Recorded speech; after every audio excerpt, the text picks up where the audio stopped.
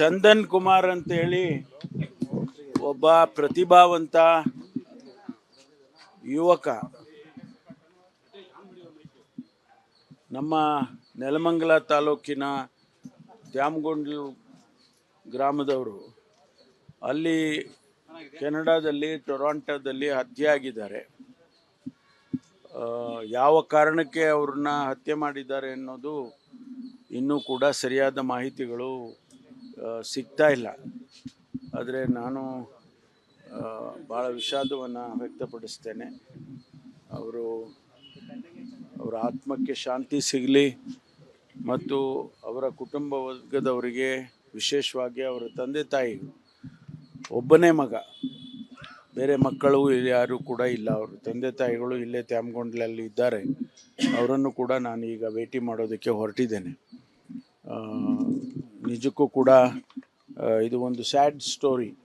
ಒಬ್ಬ ಪ್ರತಿಭಾವಂತ ಅಲ್ಲಿ ಹೋಗಿ ಕೆಲಸಕ್ಕೆ ಹೋಗಿ ಅಲ್ಲಿ ಪ್ರಾಜೆಕ್ಟ್ ಡೈರೆಕ್ಟರ್ ಆಗಿ ಕೆಲಸ ಮಾಡ್ತಾ ಇದ್ದಿದ್ದು, ಅವರಿಗೆ ಈ ರೀತಿ ಹತ್ಯೆ ಮಾಡಿರ್ತಕ್ಕಂಥದ್ದು ನಿಜಕ್ಕೂ ಆ ದೇಶದಲ್ಲಿ ಏನು ವ್ಯವಸ್ಥೆ ಇದೆ, ಕಾನೂನಿನ ವ್ಯವಸ್ಥೆ, ಅವರು ಕಾನೂನಿನ ಪ್ರಕಾರ ಕ್ರಮ ತಗೊಳ್ಬೇಕು.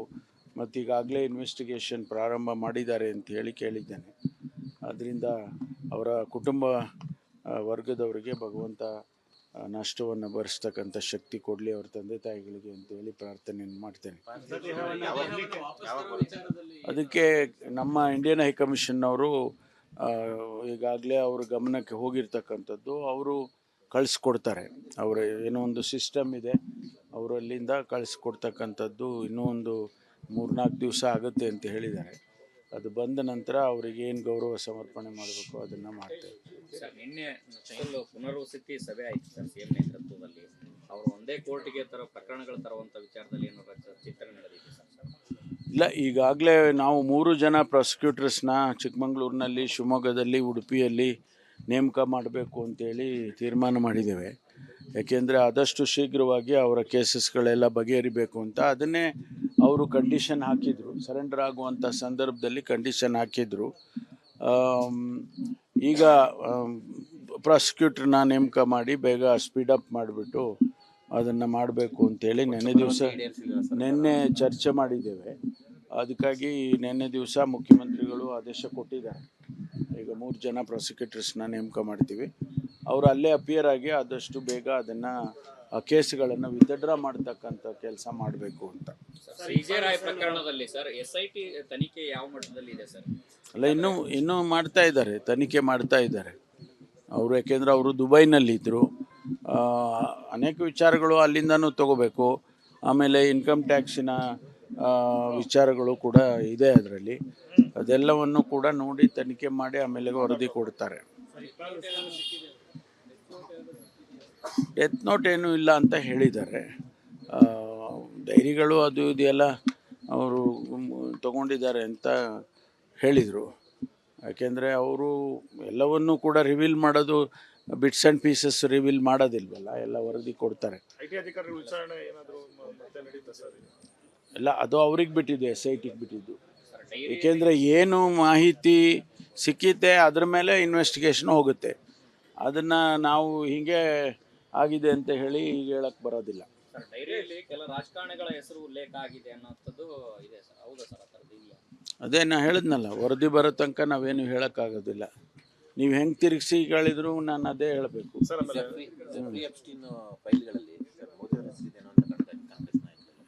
ಅದೆಲ್ಲ ದೊಡ್ಡ ವಿಷಯ ರೀ, ನಮ್ಮವರೆಗೂ ಬರೋದೇ ಇಲ್ಲ. ಅದೆಲ್ಲ ಇಂಟರ್ನ್ಯಾಷನಲ್, ನಾವೆಲ್ಲಿ ಉತ್ತರ ಕೊಡೋಕ್ಕಾಗ್ತದೆ.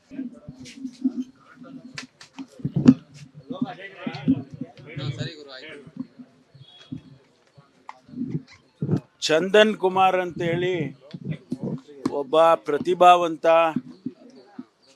ಯುವಕ ನಮ್ಮ ನೆಲಮಂಗಲ ತಾಲೂಕಿನ ದ್ಯಾಮಗೊಂಡ್ಲು ಗ್ರಾಮದವರು. ಅಲ್ಲಿ ಕೆನಡಾದಲ್ಲಿ ಟೊರಾಂಟೋದಲ್ಲಿ ಹತ್ಯೆ ಆಗಿದ್ದಾರೆ. ಯಾವ ಕಾರಣಕ್ಕೆ ಅವ್ರನ್ನ ಹತ್ಯೆ ಮಾಡಿದ್ದಾರೆ ಅನ್ನೋದು ಇನ್ನೂ ಕೂಡ ಸರಿಯಾದ ಮಾಹಿತಿಗಳು ಸಿಗ್ತಾ ಇಲ್ಲ. ಆದರೆ ನಾನು ಭಾಳ ವಿಷಾದವನ್ನು ವ್ಯಕ್ತಪಡಿಸ್ತೇನೆ. ಅವರ ಆತ್ಮಕ್ಕೆ ಶಾಂತಿ ಸಿಗಲಿ ಮತ್ತು ಅವರ ಕುಟುಂಬ ವರ್ಗದವರಿಗೆ ವಿಶೇಷವಾಗಿ ಅವರ ತಂದೆ ತಾಯಿ ಒಬ್ಬನೇ ಮಗ, ಬೇರೆ ಮಕ್ಕಳು ಯಾರೂ ಕೂಡ ಇಲ್ಲ. ಅವರು ತಂದೆ ತಾಯಿಗಳು ಇಲ್ಲೇ ತ್ಯಾಮಗೊಂಡ್ಲಲ್ಲಿ ಇದ್ದಾರೆ. ಅವರನ್ನು ಕೂಡ ನಾನು ಈಗ ಭೇಟಿ ಮಾಡೋದಕ್ಕೆ ಹೊರಟಿದ್ದೇನೆ. ನಿಜಕ್ಕೂ ಕೂಡ ಇದು ಒಂದು ಸ್ಯಾಡ್ ಸ್ಟೋರಿ. ಒಬ್ಬ ಪ್ರತಿಭಾವಂತ ಅಲ್ಲಿ ಹೋಗಿ ಕೆಲಸಕ್ಕೆ ಹೋಗಿ ಅಲ್ಲಿ ಪ್ರಾಜೆಕ್ಟ್ ಡೈರೆಕ್ಟರ್ ಆಗಿ ಕೆಲಸ ಮಾಡ್ತಾ ಇದ್ದಿದ್ದು ಅವರಿಗೆ ಈ ರೀತಿ ಹತ್ಯೆ ಮಾಡಿರ್ತಕ್ಕಂಥದ್ದು ನಿಜಕ್ಕೂ ಆ ದೇಶದಲ್ಲಿ ಏನು ವ್ಯವಸ್ಥೆ ಇದೆ, ಕಾನೂನಿನ ವ್ಯವಸ್ಥೆ, ಅವರು ಕಾನೂನಿನ ಪ್ರಕಾರ ಕ್ರಮ ತಗೊಳ್ಬೇಕು. ಮತ್ತು ಈಗಾಗಲೇ ಇನ್ವೆಸ್ಟಿಗೇಷನ್ ಪ್ರಾರಂಭ ಮಾಡಿದ್ದಾರೆ ಅಂತ ಹೇಳಿ ಕೇಳಿದ್ದೇನೆ. ಅದರಿಂದ ಅವರ ಕುಟುಂಬ ವರ್ಗದವರಿಗೆ ಭಗವಂತ ನಷ್ಟವನ್ನು ಭರಿಸ್ತಕ್ಕಂಥ ಶಕ್ತಿ ಕೊಡಲಿ ಅವ್ರ ತಂದೆ ತಾಯಿಗಳಿಗೆ ಅಂತೇಳಿ ಪ್ರಾರ್ಥನೆಯನ್ನು ಮಾಡ್ತೇನೆ. ಅದಕ್ಕೆ ನಮ್ಮ ಇಂಡಿಯನ್ ಹೈಕಮಿಷನ್ನವರು ಈಗಾಗಲೇ ಅವ್ರ ಗಮನಕ್ಕೆ ಹೋಗಿರ್ತಕ್ಕಂಥದ್ದು. ಅವರು ಕಳಿಸ್ಕೊಡ್ತಾರೆ. ಅವರ ಏನೋ ಒಂದು ಸಿಸ್ಟಮ್ ಇದೆ, ಅವರಲ್ಲಿಂದ ಕಳಿಸ್ಕೊಡ್ತಕ್ಕಂಥದ್ದು ಇನ್ನೂ ಒಂದು 3-4 ದಿವಸ ಆಗುತ್ತೆ ಅಂತ ಹೇಳಿದ್ದಾರೆ. ಅದು ಬಂದ ನಂತರ ಅವರಿಗೆ ಏನು ಗೌರವ ಸಮರ್ಪಣೆ ಮಾಡಬೇಕು ಅದನ್ನು ಮಾಡ್ತೇವೆ. ಸರ್, ನಿನ್ನೆ ಪುನರ್ವಸತಿ ಸಭೆ ಆಯಿತು ಸರ್ ಸಿಎಂ ನೇತೃತ್ವದಲ್ಲಿ. ಅವರು ಒಂದೇ ಕೋರ್ಟ್ಗೆ ಪ್ರಕರಣಗಳು ತರುವಂಥ ವಿಚಾರದಲ್ಲಿ ಏನಾದ್ರು ಚಿಂತನೆ ನಡೆದಿದೆ ಸರ್? ಇಲ್ಲ, ಈಗಾಗಲೇ ನಾವು 3 ಜನ ಪ್ರಾಸಿಕ್ಯೂಟರ್ಸ್ನ ಚಿಕ್ಕಮಗಳೂರಿನಲ್ಲಿ, ಶಿವಮೊಗ್ಗದಲ್ಲಿ, ಉಡುಪಿಯಲ್ಲಿ ನೇಮಕ ಮಾಡಬೇಕು ಅಂತೇಳಿ ತೀರ್ಮಾನ ಮಾಡಿದ್ದೇವೆ.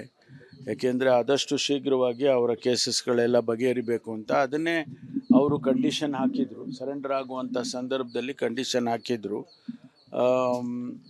ಈಗ ಪ್ರಾಸಿಕ್ಯೂಟ್ರನ್ನ ನೇಮಕ ಮಾಡಿ ಬೇಗ ಸ್ಪೀಡಪ್ ಮಾಡಿಬಿಟ್ಟು ಅದನ್ನು ಮಾಡಬೇಕು ಅಂತೇಳಿ ನಿನ್ನೆ ಚರ್ಚೆ ಮಾಡಿದ್ದೇವೆ. ಅದಕ್ಕಾಗಿ ನಿನ್ನೆ ದಿವಸ ಮುಖ್ಯಮಂತ್ರಿಗಳು ಆದೇಶ ಕೊಟ್ಟಿದ್ದಾರೆ. ಈಗ 3 ಜನ ಪ್ರಾಸಿಕ್ಯೂಟರ್ಸ್ನ ನೇಮಕ ಮಾಡ್ತೀವಿ. ಅವರು ಅಲ್ಲೇ ಅಪಿಯರ್ ಆಗಿ ಆದಷ್ಟು ಬೇಗ ಅದನ್ನು ಕೇಸ್ಗಳನ್ನು ವಿತ್ಡ್ರಾ ಮಾಡ್ತಕ್ಕಂಥ ಕೆಲಸ ಮಾಡಬೇಕು ಅಂತ. ಸಿಜೆರಾಯ್ ಪ್ರಕರಣದಲ್ಲಿ ಸರ್ SIT ತನಿಖೆ ಯಾವ ಮಟ್ಟದಲ್ಲಿ ಇದೆ ಸರ್?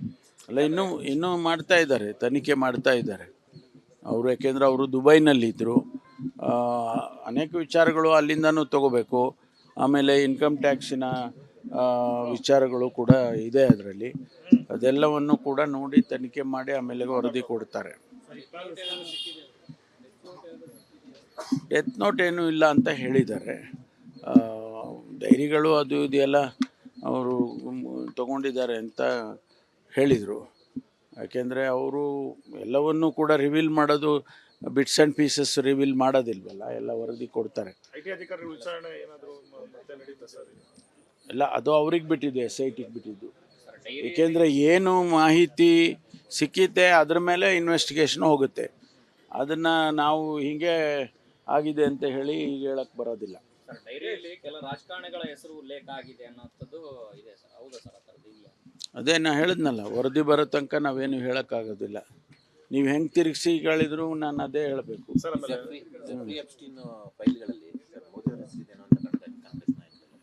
ಅದೆಲ್ಲ ದೊಡ್ಡ ವಿಷಯ ರೀ, ನಮ್ಮವರೆಗೂ ಬರೋದೇ ಇಲ್ಲ. ಅದೆಲ್ಲ ಇಂಟರ್ನ್ಯಾಷನಲ್, ನಾವೆಲ್ಲ ಉತ್ತರ ಕೊಡೋಕ್ಕಾಗ್ತದೆ.